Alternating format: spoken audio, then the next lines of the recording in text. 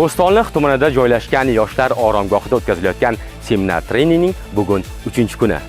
Ishtirokchilar uchun mazmunli va sermahsul mashg'ulotlarga hamda unutilmas onlarga boy bo'ldi.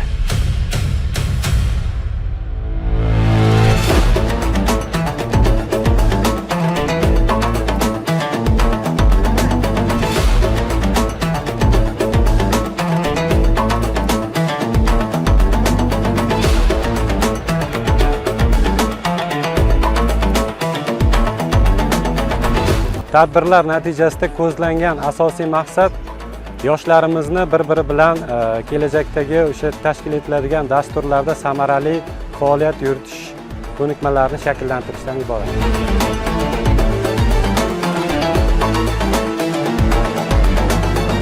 Kun davomida ishtirokchilar uchun ekstremal vaziyatlarda yashovchanlik hamda tezkor qaror qabul qilish kompetensiyalari mavzularida amaliy mashg'ulotlar tashkil etildi.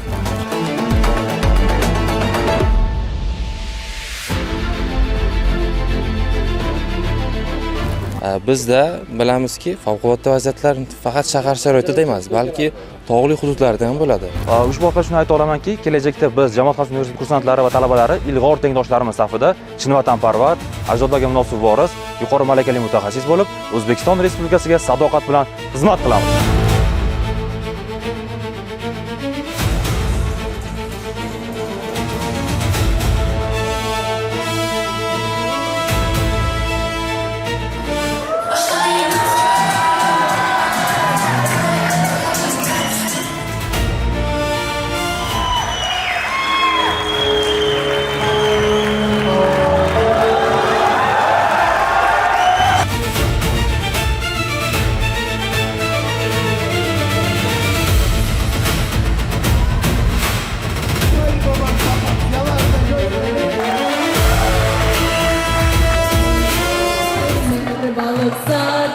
Sadadır yaşadığım ömrü çok mehabbettir, ömrü çok mehabbet yaşadığım